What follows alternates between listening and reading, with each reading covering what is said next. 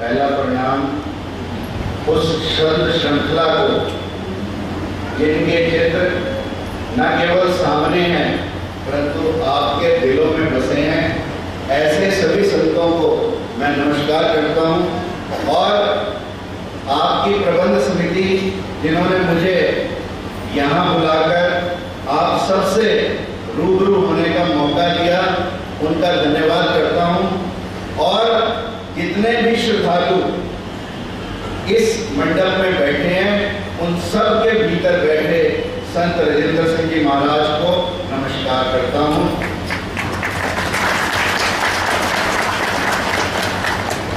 दुनिया में अनेकों धर्म हैं, अनेकों संत हैं, परंतु हर किसी ने कोई ना कोई ऐसा भाव हमें दिया जिसकी हम पूजा निरंतर करते चले जाते हैं। स्वामी विवेकानंद जी का 150वां जन्म दिवस है, इसलिए पूरा साल हम स्वामी विवेकानंद के माध्यम से भारत में जागृति पैदा करें, ऐसा कुछ सोच समझकर हरियाणा में भी एक समिति बनी जिसका नाम रखा गया स्वामी विवेकानंद सार्धशती समारोह समिति। उसका मुझे दायित्व मिला और स्वामी विवेकानंद के माध्यम से जो कार्य आप लोग पहले से कर रहे हैं उसी कार्य में थोड़ा सा और योगदान हम लोग दे सकें, इसलिए आपके बीच में आया हूं, थोड़ी सी अपनी बातें आप लोगों से साझा करने के। जीवन में सबसे जरूरी कोई चीज होती है तो वो है व्यक्ति की सोच। सभी संतों ने हमें एक ही मार्ग दिखलाया कि हमारी सोच सकारात्मक हो, हमारी सोच पॉजिटिव हो, हमारी सोच सार्थक। एक संत मुझे याद है एक नाव में बैठकर जा रहे थे और उसी नाव में कुछ उदंड बालक आजकल आप देखेंगे, इसीलिए आजकल नैतिकता पर जोर है। आज की युवा पीढ़ी उदंड है, बड़ी चिंता करती है। तो कुछ उदंड बालक उस नाव में बैठे थे। शाम का समय हुआ, संत जी की पूजा का समय हुआ, संत जी ने पूजा करनी शुरू की। उन्होंने तो भगवान के प्रेम में ताली बजानी शुरू की और इन बच्चों ने संत जी के सिर पर जूते मारने शुरू किए। अब परमात्मा ये सब देख रहा है। संत जी बिना विचलित हुए, कोई विचलित भाव नहीं आया, जूते सिर पर बच्चे मार रहे हैं, कुछ नहीं कहा। ऊपर से आकाशवाणी, तू कहे तो मैं इस नाव को पलट दूं। तो संत जी ने कहा कि हे ईश्वर, तू भी कैसी शैतानों जैसी बात। यदि तू पलटना ही चाहता है तो इनकी सोच को पलट दे, नाव को पलटने से कुछ नहीं। यानी हमारे अंदर हमारी सोच ठीक हो, क्योंकि जैसे हमारे विचार होंगे वैसे ही हमारे कार्य होंगे, जैसे हमारे कार्य होंगे वैसे ही हमारी आदत होगी, जैसी हमारी आदत होगी वैसे ही हमारा चरित्र होगा, और जैसा हमारा चरित्र होगा हमारा भविष्य भी वैसा ही होगा। इसलिए स्वामी विवेकानंद की सोच के बारे में क्या विशेष था, उस बात को आपके बीच में रखना चाहिए। स्वामी विवेकानंद के पिता की मृत्यु हो गई। सभी भाई बंधुओं ने उनकी जमीन जायदाद को हड़प लिया। खाने को घर में कुछ नहीं था। रामकृष्ण परमहंस के पास गए और कहने लगे, तुम कहते हो मां काली सब कुछ देती। रामकृष्ण परमहंस मां काली के उपासक, तो कहने लगे, तुम कहते हो मां काली सब कुछ देती है, क्या मेरे परिवार का पेट भर सकती है? आप सोचो कि सिर्फ मांगा क्या जाए। विवेकानंद ने कहा कि तुम कहते हो मां काली सब कुछ देती है, क्या मेरे परिवार का पेट परमहंस ने कहा तू मुझसे क्या कहता है, जा मां काली से कह। जैसे मैं संत जी के आगे आज खड़ा हूं, ऐसे ही रामकृष्ण परमहंस मां काली के मंदिर के बाहर बैठे। कहा जा तू कह दे मां काली से। अंदर गए विवेकानंद, मां काली के साक्षात दर्शन हुए, मां के दर्शन किए, मां को निहारते रह गए, रोटी पानी मांगना भूल ही गए, बाहर आ गए। परमहंस ने पूछा मांगी मां काली से रोटी, तो विवेकानंद ने कहा मांग ही नहीं पाया। तो परमहंस ने कहा दोबारा गया, दोबारा गए, फिर मां के दर्शन किए, फिर वापस आ गए, तीसरी बार गए, फिर मां के दर्शन किए। परमहंस ने कहा तूने मांगा मां से कुछ, कहता है इस बार मांगा मां से। तो क्या मांगा?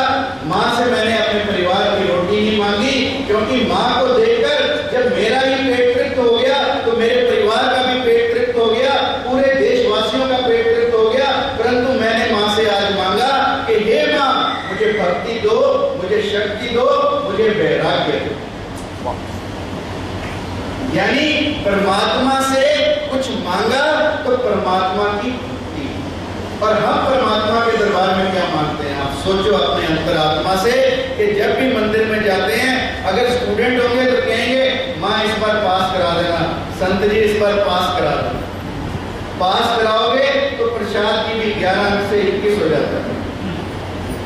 नए ब्याह जाएंगे तो कहेंगे परमात्मा हे संत जी महाराज इस बार एक बच्चा देना, कोख भर देना। यानी हम परमात्मा के दरबार में भी सौदा करने जाते हैं। परंतु यदि सौदा करना ही हो तो वो सच्चा सौदा करें जो विवेकानंद ने मां काली के साथ किया था। जब भी परमात्मा के दरबार में जाएं तो परमात्मा से मांगे हे परमात्मा तुम मुझे भक्ति दो, शक्ति दो, वैराग्य दो। क्या आप सब मांग सकते हैं परमात्मा के दरबार में जाके? देखो कुछ लोगों ने हाँ कर, क्योंकि हम सब लोग भौतिकता में लीन, आध्यात्मिकता में कुछ ही लोग, और इसीलिए जो लोग अध्यात्म के राह पर चलते हैं वही संत राजेंद्र सिंह कहलाते हैं, वही संत सावनमल कहलाते हैं, वही संत कृपाल कहलाते हैं, वही संत दर्शन सिंह कहलाते हैं, और वही स्वामी विवेकानंद कहलाते हैं। क्योंकि इनका परमात्मा से यदि सौदा है तो वो सच्चा सौदा है, वो किसी मिटने वाले सौदे का परमात्मा से सौदा नहीं है। इसलिए उस सोच को आपके बीच में रखने आया हूं, जो सोच विवेकानंद की थी कि परमात्मा के दरबार में जब भी हम जाएं तो सच्चा सौदा करने जाएं। इसके अलावा परमात्मा के दरबार में हम कुछ नहीं मांगे, क्योंकि वो सब जानता है किसकी क्या आवश्यकता है, किसकी क्या जरूरत है, उसको स्वयं से दे। दूसरी चीज जो मैं आप सब लोगों के बीच में स्वामी विवेकानंद के बारे में रखने आया हूं कि स्वामी विवेकानंद का साहस। अक्सर हम दुनिया में नाकामयाब क्यों होते हैं, असफल क्यों होते हैं? क्योंकि हम साहसी नहीं हो पाते, हम कहने की हिम्मत ही नहीं जुटा पाते कि परमात्मा में तेरे से सच्चा सौदा करने आया। क्यों? पीछे परिवार नजर आने लगता है, पीछे समाज नजर आने लगता है, पीछे और दुनिया भर की बातें नजर आने लगती हैं।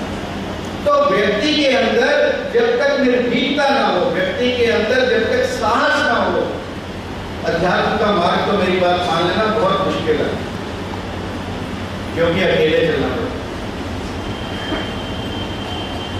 और यदि व्यक्ति साहसी ना हो तो इस मार्ग पर चल नहीं सकता, और साहसी व्यक्ति दुनिया के मार्ग पर भी नहीं चल सकता। इसलिए साहस का होना हमारे अंदर, साहस किस व्यक्ति के अंदर होगा?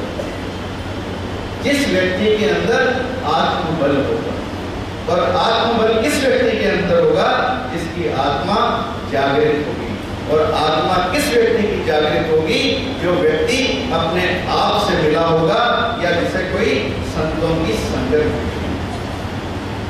तो नरेंद्र के जीवन का वाक्य है कि नरेंद्र अक्सर जैसे बच्चे कूदते हैं, पड़ोसियों के घर सब घरों में कूदते फिरते हैं, तो नरेंद्र भी ऐसे चंचल बालक था। घूमते थे, क्योंकि विवेकानंद का पहले का नाम नरेंद्र था। ऐसे ही कूदते कूदते पास में एक पेड़ था पड़ोसी के घर में आम का, उसके ऊपर चढ़ते, बच्चे चढ़ते तो पड़ोसी के आम गिरते, उसको पीड़ा होती, तो उसने बच्चों को डराने का एक तरीका ढूंढा। अगले दिन बच्चों से कहने लगा कि पेड़ पर ब्रह्म राक्षस यानी भूत रहता। सब बच्चे डरे, परंतु नरेंद्र नहीं डरा। नरेंद्र उस पेड़ पर चढ़े और बच्चों को करके दिखाया कि देखो मैं पेड़ पर खड़ा हूं और यहां पर कोई ब्रह्म राक्षस या भूत जैसी कोई चीज नहीं। ऐसा साहसी बालक बड़ा होकर नरेंद्र से विवेकानंद बने तो कोई आश्चर्य नहीं। इसलिए जीवन में साहस को पैदा करना स्वामी विवेकानंद के जीवन से हम सीखते हैं। साहसी व्यक्ति ही जीवन में संत बन सकते। तीसरी बात जो मैं आपके बीच में रखने आया हूं स्वामी विवेकानंद के जीवन की, स्वामी विवेकानंद की करुणा। अभी बांगे जी ने कहा करुणा शब्द का प्रयोग। हमारे अंदर प्रेम का भाव हो, हमारे अंदर दया का भाव हो, हमारे अंदर करुणा का भाव हो, हमारे अंदर वात्सल्य का भाव हो, तो ये मान लेना कि हमारे अंदर संतों के गुण जागृत। यदि हमारे अंदर प्रेम और यदि हमारे अंदर प्रेम दया या करुणा नहीं है तो हम और जानवरों की तरह हैं जो लाखों करोड़ों इस धरती पर विचरते हैं। और स्वामी विवेकानंद के जीवन में करुणा शुरू से भरी हुई। कहते हैं स्वामी विवेकानंद एक दिन अपने आश्रम में उठे, रात को 2:30 बजे उठे और अपने दिल पर हाथ रखे हुए और बाहर बरामदे में टहलने लगे। सोचो जब कोई व्यक्ति अपने दिल पर हाथ रखकर अपने घर के बाहर घूमे तो हम अक्सर सोचते हैं कि इसे हार्ट अटैक है, इसे दिल का दौरा पड़ने लगा होगा या दिल में कोई तकलीफ। तो शिष्य ने पूछा स्वामी जी कोई तकलीफ है, कोई मदद करें? तो स्वामी जी ने कहा मुझे कोई तकलीफ, परंतु इस पृथ्वी पर कहीं ना कहीं कोई कष्ट में जरूर। रात के 2:30 बजे लोगों ने सोचा कि इस समय क्या किसी के बारे में बात करनी है। उन्होंने स्वामी जी को सुला और कहानी तब शुरू होती है जब सुबह के समाचार पत्र आए तो पता लगा कि ठीक उसी समय जिस समय स्वामी जी ने अपने दिल पर हाथ रखा था, फिजी जो भारत के समीप एक टापू है उसमें ज्वालामुखी फटा था और हजारों लोग मर गए। ये है व्यक्ति के अंदर करुणा कि विश्व में कहीं भी कोई भी व्यक्ति यदि दुख या संताप से पीड़ित है तो उसका दुख हमारे अंदर भी अनुभव हो। ये है करुणा विवेकानंद की और ये करुणा सभी संतों के अंदर विद्यमान है, अन्यथा संत कोई कहला नहीं सकता। और इसलिए यदि हम भी अपने अंदर बदलाव करना चाहते हैं तो हम भी प्रेम से, दया से, करुणा से अपने जीवन में कार्य करें। यदि कोई दुखी दिखाई दे उसके दुख में हम दुखी ना हो तो हमारे अंदर करुणा जागेगी। अनेकों उदाहरण है स्वामी विवेकानंद के जीवन में जिनसे उनकी करुणा का पता चला। और चौथी बात जो मैं आप सब लोगों के बीच में रखने आया हूं कि हर कार्य जीवन में कोई भी ऐसा कार्य नहीं है जो बिना संकल्प या इच्छा शक्ति के पूर्ण हो सकता।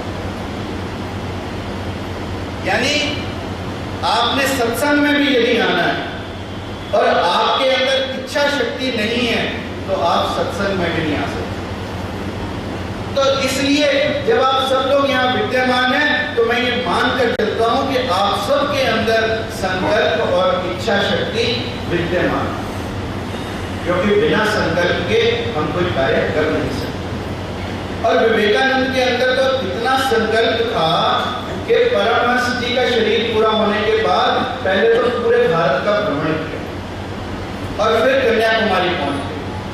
कन्याकुमारी जाकर देखा सामने मां पार्वती का मंदिर, मां पार्वती की शिला जिस पर मां पार्वती ने बैठकर शिव जी को पाने के लिए 108 जन्मों का तप किया। समुद्र के किनारे पर विवेकानंद और काफी दूर वो शिला जिसके स्वामी विवेकानंद ने दर्शन किए, मन के अंदर इच्छा जागृत हुई कि क्यों ना मैं उस शिला में जाऊं, शिला पर जाऊं, क्यों ना मैं जाकर मां के दर्शन करूं। जेब में नाविक को देने के लिए पैसे नहीं, समुद्र पूरे उफान पर। स्वामी विवेकानंद ने बिना कुछ सोचे समझे समुद्र में छलांग लगाई और छलांग लगाकर उस शिला पर,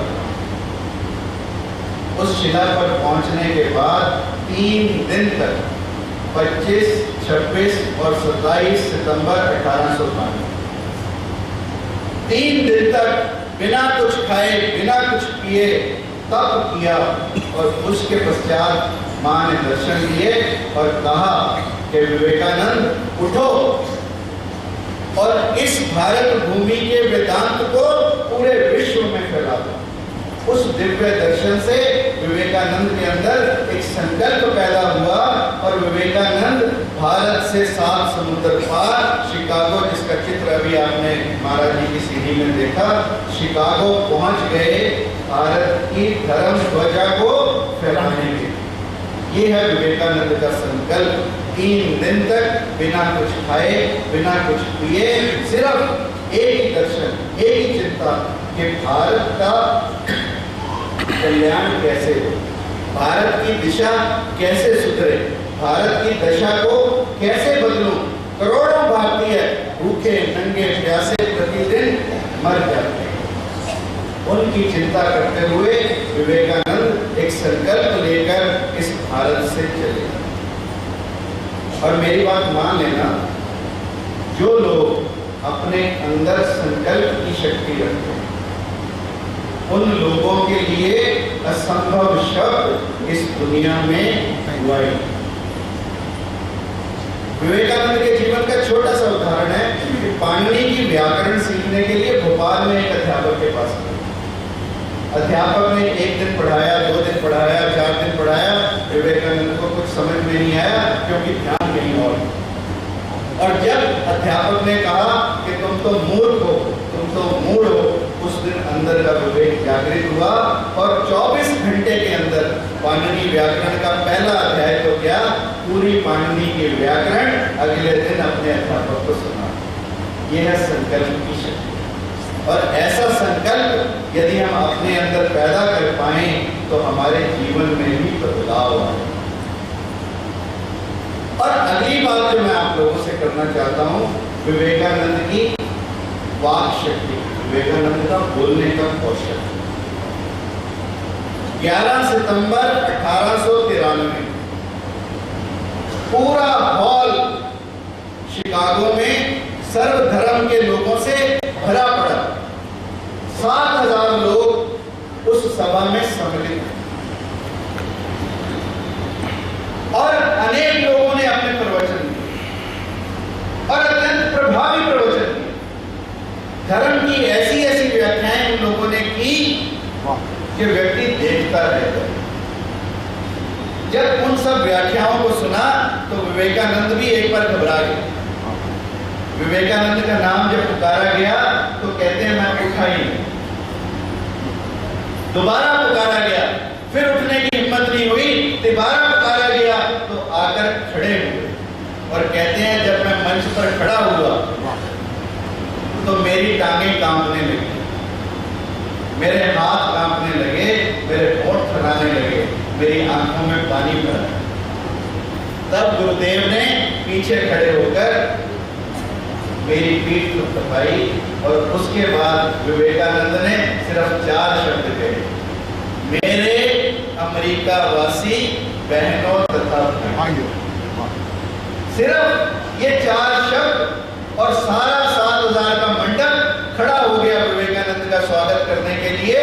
और सब लोगों ने ये शब्द कहे थे, परंतु विवेकानंद के कहने की करुणा अलग थी, कहने का भाव अलग था, इसलिए सब के सब लोग खड़े हो गए। इसीलिए मैं कहता हूं जीवन का सार अनोखा है, मृत्यु का श्रृंगार अनोखा है। संत तो इस दुनिया में बहुत है उस समय भी, परंतु विवेकानंद का भाव अनोखा है, विवेकानंद का भाव।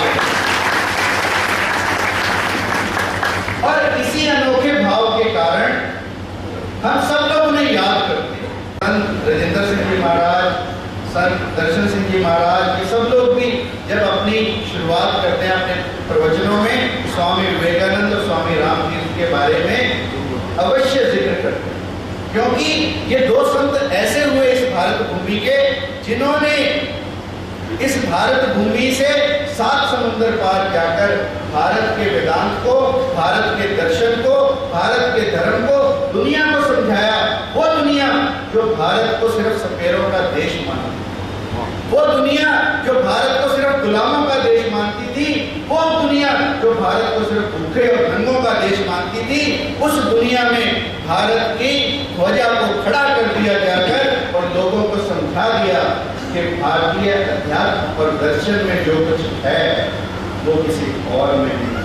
इसीलिए आपने अभी सीडी में देखा कि संत राजेंद्र सिंह जी जहां जहां भी दुनिया के कोनों में जाते हैं, प्रदेशी लोगों का, प्रवासी लोगों का, उनको सुनने का जो भाव है वो एक अनोखा भाव, क्योंकि वो लोग अब ऊब चुके हैं, उनके अंदर पेट की भूख नहीं, उनके अंदर अध्यात्म, वो लोग समझ सकते हैं। और अब उन सब लोगों ने अपनाना शुरू किया, उन लोगों ने कहना शुरू किया, हाँ भारत के दर्शन की बात ही कुछ और इसी कुछ और बात को मैं थोड़ी सी देर और आपके मध्य विवेकानंद का अगला विषय एकाग्रता से। आपने अभी देखा संत राजेंद्र सिंह जी लोगों के माथे पर अपना आशीर्वाद देते हुए आगे बढ़ रहे हैं और उनका सिर्फ एक ही शिक्षा दे रहे हैं, मन की एकाग्रता। और विवेकानंद ने कहा कि जितनी भी विद्या मैंने पाई जीवन में सब बेकार, यदि मुझे दोबारा शिक्षा पाने का मौका मिले तो मैं एक ही शिक्षा पाऊं, वो है मन की एकाग्रता, जिसकी ध्यान की सीढ़ी आप सब लोगों ने अभी, यानी मन की एकाग्रता, मन का ध्यान इतना जरूरी है कि विवेकानंद ने कहा कि इसके आगे सब शिक्षाएं बेकार है, कोई शिक्षा काम नहीं आती। यदि हम मन की एकाग्रता की शिक्षा सब लोगों को देने लगे तो शायद इस देश की दशा और दिशा अलग। और विवेकानंद के बारे में कहते हैं कि एक जगह पर जा रहे थे किसी छोटे से शहर में, तो वहां देखा कुछ बच्चे बंदूक से निशाना लगा और उनका निशाना ठीक स्थान पर लग नहीं रहा। विवेकानंद वहां खड़े देख रहे हैं, मंद मंद मुस्काए, तो बच्चों ने कहा कि हम पर हंसते हो? स्वामी विवेकानंद ने कहा नहीं, मैं हंस नहीं रहा, मैं देख रहा हूं कि तुम्हारा निशाना क्यों नहीं लगा। तो बच्चे तो अमेरिका के थे ना, भारत के ही आजकल तुरंत जवाब देते हैं। तो बच्चों ने कहा कि अगर ऐसा मुस्काना है तो निशाना लगा कर दिखाओ। विवेकानंद ने उनके हाथ से बंदूक ली और सातों की सातों गोलियां बिल्कुल सही निशान पर दाग दी। तो बच्चों ने कहा कि तुम जरूर कहीं ना कहीं ट्रेनिंग लेकर आए, कहीं ना कहीं ट्रेनिंग के बिना ये संभव नहीं है। विवेकानंद ने कहा हाँ मैंने ट्रेनिंग ली है, परंतु बंदूक चलाने की नहीं, मैंने ट्रेनिंग ली है मन की एकाग्रता की, और एकाग्र मन से सब कुछ संभव है जो कि सीखने से संभव नहीं है। इसलिए मन की एकाग्रता, जिस चीज को पाने के लिए आप इस मंडप में आते हैं, सभी संतों ने एक ही बात सिखाई है कि अपने मन पर नियंत्रण करो, अपने मन को ध्यान से नियंत्रित करो, अन्यथा मन इधर और इधर दोनों दिशाओं में डोलता रहता है। और इस मन को बिल्कुल सीध में लाकर, इसीलिए संत राजेंद्र सिंह जी यहाँ लगाए, ये हाथ सूर्य नाड़ी, हाथ चंद्र नाड़ी, दोनों का मिलन जब सुषमना में होता है तो मन की एकाग्रता होती है, जिसकी शिक्षा पाने आप सब लोग आते हो यहाँ पर। इसीलिए आप सब लोग बधाई के पात्र हो, क्योंकि आपकी शिक्षा दुनिया की सबसे बड़ी शिक्षा है, वो है मन की एकाग्रता की। और जिन व्यक्तियों ने अपने मन को एकाग्र कर लिया, दुनिया में उनके लिए असंभव कुछ नहीं, दुनिया में सफलता उनके कदम चूमती है। और स्वामी विवेकानंद ने दुनिया को करके दिखाया जिस कार्य को आज संत राजेंद्र सिंह जी करके दिखा रहे हैं कि मन की एकाग्रता से सब कुछ संभव है। आप सब लोग भी जाकर अपने बच्चों को एक ही शिक्षा दें कि अपने मन की एकाग्रता, कहते तो माएँ शुरू से हैं कि ध्यान से जा, ध्यान से चल, ध्यान से सड़क पार करना, ध्यान से पढ़ना, पर वो ध्यान क्या है? उस ध्यान की चिंता आप लोगों ने तो की, पर क्या हमारी युवा पीढ़ी भी उस ध्यान की चिंता कर रही? और इस युवा पीढ़ी को यदि हमें एक ही शिक्षा देनी है तो वो है मन की एकाग्रता। और यदि हम मन की एकाग्रता की शिक्षा दे पाए तो शायद हमारे देश में जितनी भी समस्याएं हैं सबका हल एक ही है, और वो है मन की एकाग्रता, और उस एकाग्रता से समग्रता को पाना। और यदि हम इस एकाग्रता से समग्रता को पा सकते हैं तो हमारा जीवन न केवल सफल बनेगा अपितु सार्थक भी होगा। और अगली बात जो मैं आप लोगों से स्वामी विवेकानंद की करना चाहता हूँ, स्वामी विवेकानंद की उदार भाव। सब लोगों में उदार भाव, परंतु कुछ में ज्यादा होता है, कुछ में कम होता है। उदार मन, चाहे हम कितने ही बड़े डॉक्टर बने, कितने ही बड़े इंजीनियर बने, कितने ही बड़े अकाउंटेंट बने, कितने ही बड़े कुछ भी बने, यदि हमारे अंदर मन की उदारता नहीं है तो हमारा सब कुछ बनना बेकार है। और नरेंद्र के अंदर तो उदारता शुरू से कूट कूट कर पड़ी। एक दिन नरेंद्र के माँ बाप उसके लिए नए कपड़े खरीद कर लाए, और जैसे ही पिता ने नए कपड़े नरेंद्र को दिए, उसी समय एक भिखारी ने आकर घर में अलग कर भिक्षा। विवेकानंद ने जो कपड़े उन्हें मिले थे, देखा कि जो भिखारी है वो बड़े कपड़े पहने हुए हैं, उसी समय अपने कपड़े भिखारी को देना चाहे, परंतु माँ बाप ने रोक दिया।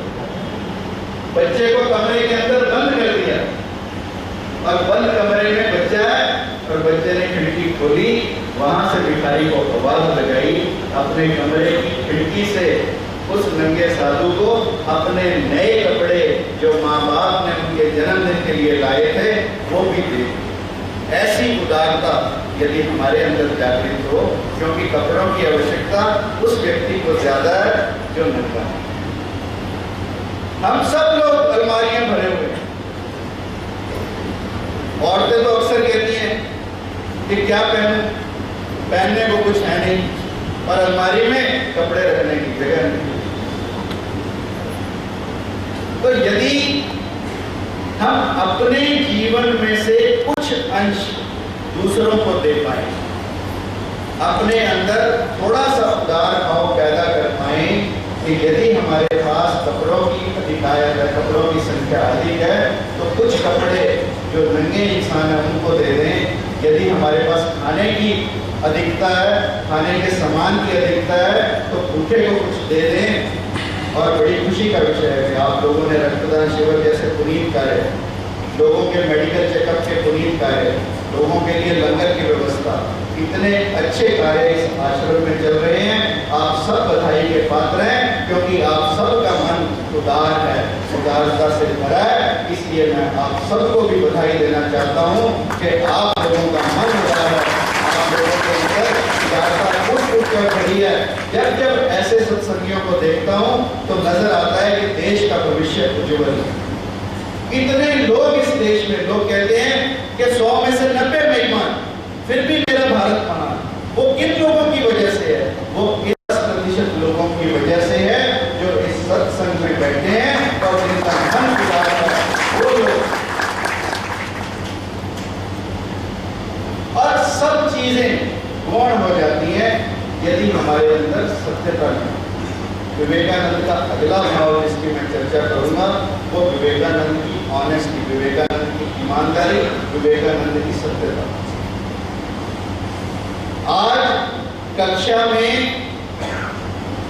यदि बच्चे शोर मचा रहे हैं और टीचर पूछ ले, मेरे साथ तो अक्सर ये एक्सपीरियंस होता है और भी बहुत टीचर बैठे हैं यहाँ पर, जो अध्यापक हैं वो सब जानते हैं कि जब कक्षा में शोर मच रहा हो और जाकर इतना पूछ लो कि कौन शोर मचा रहा हो, ना तो कोई बताएगा और ना किसी और को बताने देगा। ये अक्सर हम देखते, मतलब इतना झूठ हमारे अंदर फूट फूट कर रहा है। परंतु एक दिन विवेकानंद की क्लास में शोर हो रहा है। अध्यापक ने आकर पहले कुछ नहीं कहा। अध्यापक ने कहा कि जो पाठ मैंने तुम्हें अभी 5 मिनट पहले पढ़ाया था उसके बारे में बताओ। कोई नहीं बता पाया। विवेकानंद ने उस पाठ को ऐसे का ऐसे सुना दिया। टीचर ने कहा कि तू तो बैठ जा, बाकी सब खड़े हो जाओ और मुर्गे बन जाओ। तो विवेकानंद भी खड़े हुए और मुर्गे बन गए। टीचर ने कहा कि मैंने तो कहा था कि तुम्हें तो पाठ आता है, तुमने तो ध्यान से सुना, इसका मतलब तुम तो शोर नहीं मचा रहे थे। तो विवेकानंद ने कहा कि भले ही मैंने आपका पाठ ध्यान से सुना हो, परंतु शोर मचाने वालों में मैं भी सम्मिलित था। यानी इतनी ईमानदारी कि शोर भी मचाया और उसके बावजूद पाठ को भी याद रखा। ये विवेकानंद की ईमानदारी थी, जिसको हमें सीखना है अपने जीवन में छापना। और विवेकानंद के अगला गुण जिसकी मैं चर्चा करने आया हूं आप सब लोगों से, वो है विवेकानंद की पहल। बहुत लोग जीवन में किसी के पीछे चलना तो आसान है, अपनी राह बनाना बहुत मुश्किल है। बहुत लोग लाइक तो होते हैं, दूसरे के पीछे चलना चाहते हैं, परंतु अपनी राह कोई कोई बना। तो जो व्यक्ति पहल करता है काफिला उसके पीछे, अन्यथा किसी और के पीछे। इसलिए विवेकानंद ने अपने जीवन में क्या पहल की? एक पहल तो ये की कि खेलते खेलते ध्यान कैसे लगाया जाए। इस बात की चर्चा सिर्फ विवेकानंद ने अपने प्रवचनों में की कि आप अपना काम करते करते कैसे ध्यान लगाएं। ये नानक ने हमें बताया, ये कबीर ने हमें बताया, मीरा ने हमें बताया कि सब कुछ करते करते भी अपना ध्यान हमारा विचलित ना हो। विवेकानंद ने भी यही बताया कि कोई भी कार्य करते करते खेलते खेलते बच्चों में ध्यान कैसे लगाया जाए, ये विवेकानंद की पहल है। और क्यों हम ध्यान लगाने की बातें करते हैं? ध्यान लगाने की बातें इसलिए करते हैं क्योंकि ध्यान से हम परमात्मा के नजदीक जाते हैं, हम सद्गुरुओं के नजदीक जाते हैं। मेरी बात मान लेना, जीवन में जब जब जब जब संगत भी कभी किसी चीज की आप लोगों ने माननी हो, साथ भी कभी किसी चीज का मांगना हो, तो परमात्मा का मांगना, क्योंकि जब जब हम परमात्मा के साथ होते हैं तब तक विरुद्ध हमारा कुछ कर नहीं सकता। सूफी संत हुए उमर ख़याम, उनके जीवन का उल्लेख है कि एक बार जा रहे थे, रास्ते में जंगल आया और जंगल आने के बाद उनकी नमाज का समय हो गया। नमाज का समय हुआ, जंगल में ही नमाज पढ़नी शुरू कर दी, नमाज अदा करनी शुरू कर दी। जब नमाज अदा कर रहे हैं इतने में एक शेर आ गया। उस शेर को देखते ही जो उनके साथ शिष्य था, जब वो नमाज पढ़ रहे थे तो शिष्य था साथ में, वो शिष्य तो पेड़ पर चढ़े, परंतु उमर ख़याम अपनी नमाज अदा करते रहे। उसके बाद उनकी नमाज पूरी हुई, शेर ने माथा टेका और शेर भी वापस चला गया। शिष्य नीचे उतरा, जैसे शेर गया तो शिष्य भी पीछे पीछे, दोनों ने बिना कुछ कहे चलना शुरू कर दिया। जंगल में थोड़ी दूर आगे गए तो इतने में शिष्य ने देखा कि उमर ख़याम ने जोर से अपनी गाल में चांटा मारा। शिष्य ने कहा, गुरुदेव क्या हुआ? उमर ख़याम ने कहा, कुछ नहीं, एक मच्छर। शिष्य बड़ा ख्याल, कि शेर आया तो उमर ख़याम नमाज अदा करते रहे, विचलित ही नहीं हुए, और एक मच्छर आया, इतने विचलित हुए कि अपने आप को इतनी जोर से चांटा मार दी। तो उसने कहा, गुरुदेव क्या हुआ, क्यों विचलित हुए?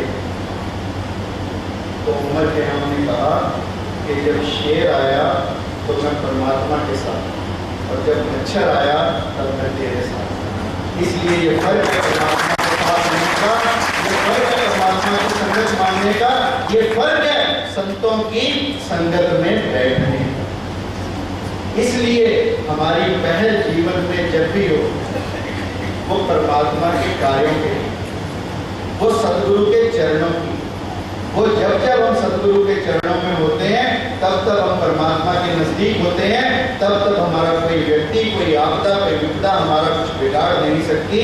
और स्वामी विवेकानंद के जीवन का ऐसा ही एक किस्सा है कि स्वामी विवेकानंद खेलते खेलते ध्यान मग्न हो गए। इतने में और बच्चों ने देखा कि काला नाग चला रहा है, सब बच्चे भागे, परंतु विवेकानंद अविचलित भाव से उस सांप के सामने बैठे, ध्यान मग्न रहे। थोड़ी देर में वो नाग स्वयं से वापस चला गया, क्योंकि नाग भी जब हम ध्यान अवस्था में हो तो नाग जैसा विषैला जानवर भी हमारा कुछ बिगाड़ नहीं सकता। तो इस भाव को आपके बीच में रखने आया हूँ कि हमारे जीवन की पहल एक और केवल एक हो, वो है कि अपना काम तो हम जीवन में करें ही करें, परंतु उस काम को करते करते ध्यान मग्न कैसे हो, इस बात की पहल विवेकानंद ने की। और एक पहल और विवेकानंद ने की जिसकी चर्चा मैं आप लोगों से कर चुका कि विवेकानंद 7 समुद्र पार जाके भारत के अध्यात्म को पश्चिमी सभ्यता के बीच में रखने वाले पहले इंसान थे। और विवेकानंद ने स्त्री शिक्षा के बारे में, आज जो इतनी स्त्रियां पढ़ी लिखी देखते हैं, इसकी शुरुआत पहले राजा राममोहन राय ने बंगाल में की, जिसको केशव चंद्र सेन और विजय गोस्वामी जैसे लोगों ने आगे बढ़ाया। और फिर विवेकानंद ने निवेदिता के माध्यम से, कुमारी निवेदिता के माध्यम से, जो एक मार्गरेट नोबल जिसका नाम था, और स्वामी जी के चरणों में अपने आप को जिसने अर्पित किया, उस निवेदिता के माध्यम से नारी शिक्षा का पूरा इंतजाम बंगाल के प्रदेश में स्वामी विवेकानंद के माध्यम से शुरू। और इससे अगली बात जो मैं स्वामी विवेकानंद की आप लोगों से करना चाहता हूं, राष्ट्रीयता। हम लोग जिस देश में, जिस मातृभूमि में पैदा हुए हैं, उसके लिए हमारा प्यार, उसके लिए हमारी पूजा।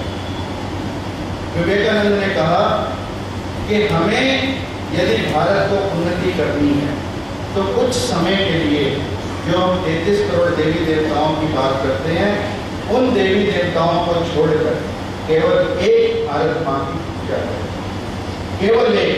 यदि हम अपनी माँ को, भारत माँ को अपनी माँ समझने लगे, उस दिन हमारे अंदर की चेतना में बदलाव आएगा। और विवेकानंद के अंदर देशभक्ति का भाव कूट कूट कर भरा था।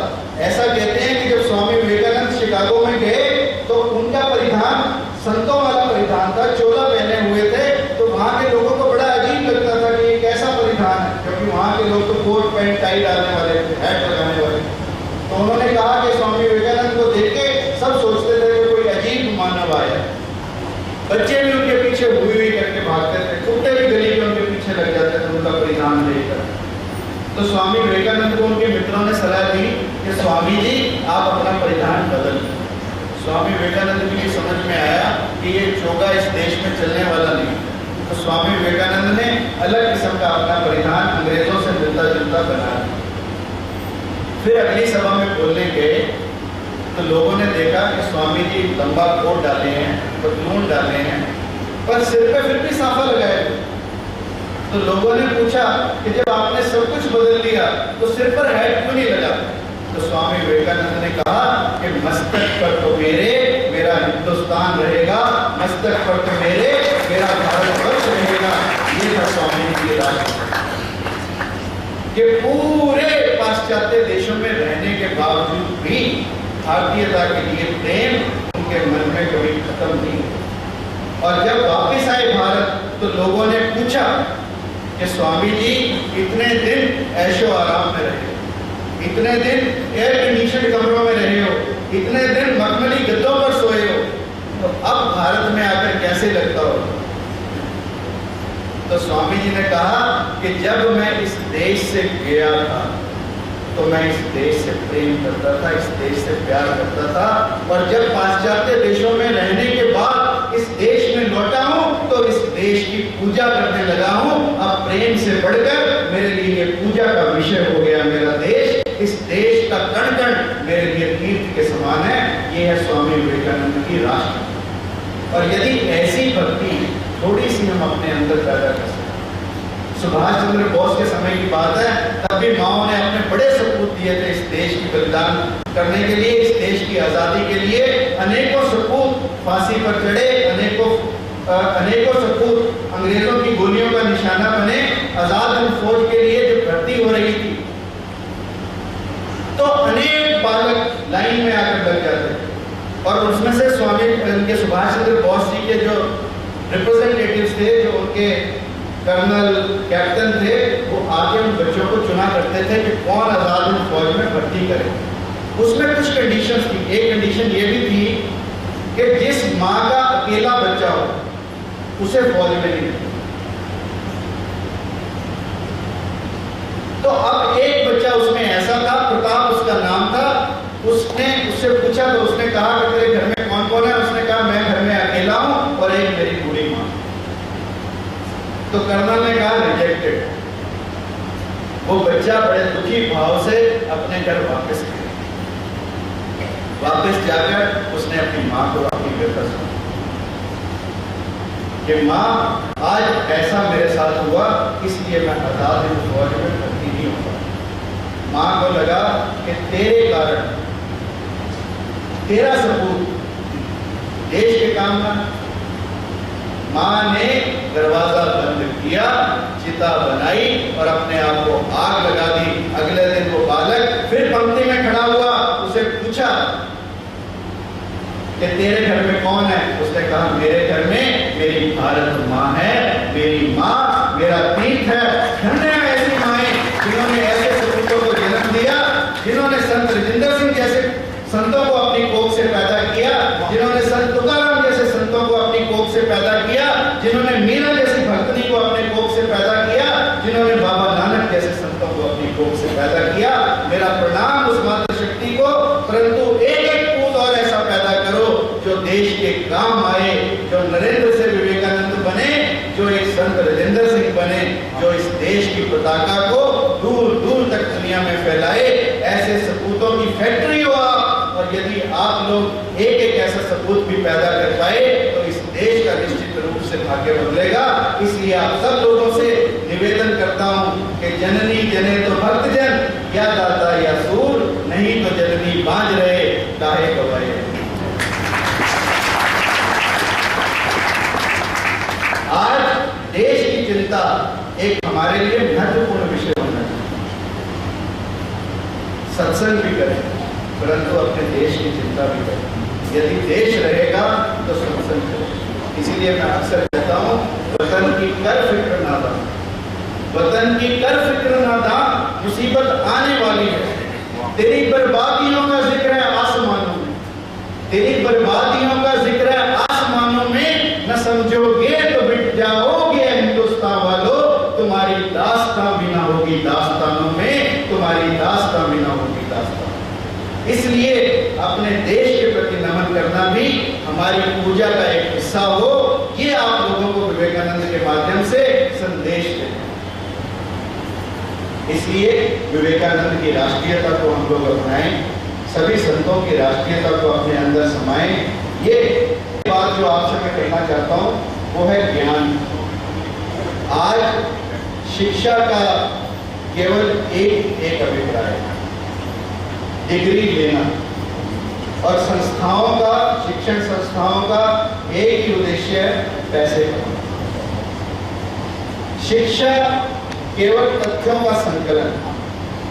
यदि शिक्षा में हम थोड़ा सा विवेक डाल दें, जो विवेक सत्संग के माध्यम से है, तो हम कहते हैं समझ पैदा होती है, सूझ पैदा होती है। और जब उस सूझ में थोड़े से संस्कार डाल दें, जो कि मैं समझता हूँ आपका आश्रम संस्कारों की एक फैक्ट्री है। जब मैं आया तो मैंने देखा मेडिटेशन हॉल में छोटे छोटे बच्चे संस्कार सीख रहे। जब हम उन संस्कारों को उन तथ्यों में डाल देते हैं विवेक के साथ, तो वो विजडम बन जाता है, और यही बुद्धिमत्ता जीवन में काम आती है। और जब व्यक्ति प्रबुद्ध हो जाता है, बौद्धिक हो जाता है, जब व्यक्ति में बुद्धत्व का संचार होने लगता है, तो व्यक्ति के जीवन की दिशा बदलने लगती। विवेकानंद ने दुनिया का इतिहास नहीं पढ़ा, परंतु ध्यान किया, एकाग्रता की, गुरु के चरणों में बैठा। इसलिए 1897 में विवेकानंद ने 3 बातें की। विवेकानंद ने कहा कि 50 वर्ष के अंदर हिंदुस्तान आजाद हो गया। उस समय किसी ने नहीं माना, परंतु आज हम कह सकते हैं, इतिहास इस बात का गवाह है। 1897 में 50 जोड़ दो, 1947 में भारत आजाद हुआ। यह था विवेकानंद का बुद्ध, यह था विवेकानंद का ज्ञान। किसी कॉलेज से नहीं आया, किसी यूनिवर्सिटी से नहीं आया, सिर्फ मन की एकाग्रता से, ध्यान से आया। जब कोई व्यक्ति बात ना माने, विवेकानंद ने दूसरी बात की। विवेकानंद ने कहा कि जब हिंदुस्तान आजाद होगा, उसके बाद चीन भारत पर आक्रमण करेगा। और इतिहास इस बात का गवाह। उस समय कौन चीन को जानता है? किसी ने नहीं माना, कहा पागल है। परंतु 1962 में चीन ने भारत पर आक्रमण। तीसरी बात विवेकानंद ने कही कि सबसे पहले मजदूर क्रांति रूस में होगी। उस समय सब लोग ये समझते थे कि जर्मनी में होगी, परंतु रूस में हुई। और इसके अलावा जिस बात को आपके बीच में रखने आया हूं, विवेकानंद ने एक और बात, विवेकानंद ने कहा कि 100 साल के अंदर भारत पुनः विश्व गुरु कहलाएगा और भारत अपनी शक्ति पूरे विश्व को दिखा चुका है। भारत विश्व गुरु बनने की राह पर है, परंतु भारत में अभी आप जैसे देव पुरुषों का आना अभी बाकी है।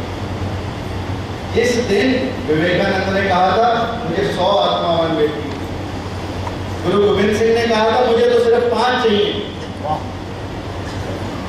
तो आप तो इतने सारे लोग, यदि आप अपनी सब शक्तियों को एकत्रित कर दें तो आप पूरे देश की दशा को बदल सकते हो। और आप लोग लगे हुए हो इस देश में क्रांति लाने के लिए। संत रविंद्र सिंह और क्या है? एक क्रांति, एक पैगाम है, एक आवाज है, जो आप लोगों की आवाज है, जिसे वो बुलंद कर रहे हैं। तो इसलिए आप लोग सब अपने पुनीत कार्य में लगे रहें। आप सब लोग अपने गुरुओं के बताए रास्ते पर चलते रहे, बताए मार्ग पर चलते रहे, क्योंकि सब संतों का मार्ग एक ही है।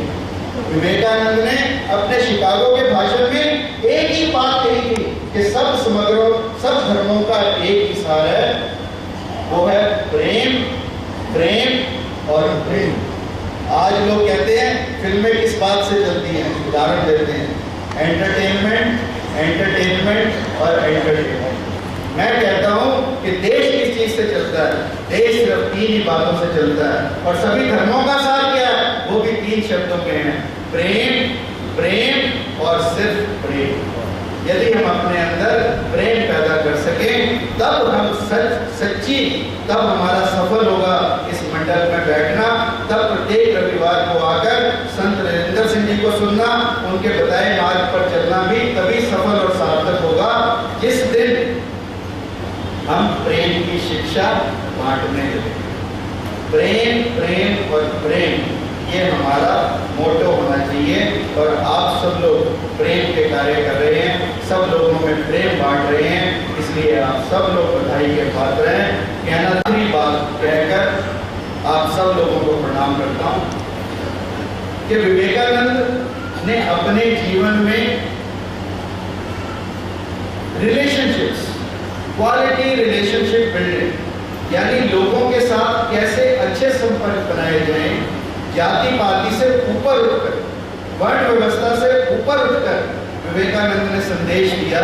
विवेकानंद ने ये कहा, सबसे पहले यदि दरिद्र को नारायण कहा तो स्वामी विवेकानंद ने कहा, जिसको महात्मा गांधी और विनोबा भावे ने आगे बढ़ाया। सबसे पहले इस देश में दरिद्र को, यानी गरीब को नारायण कहा तो स्वामी विवेकानंद। दरिद्र को नारायण कहना, उस समय तो दरिद्र को कुएं में नहीं जाने देते थे, मंदिर में नहीं जाने देते थे। उस समय विवेकानंद ने एक पंचमा के घर में पानी पिया, एक मुसलमान के घर में जाकर सेवइयां खाई।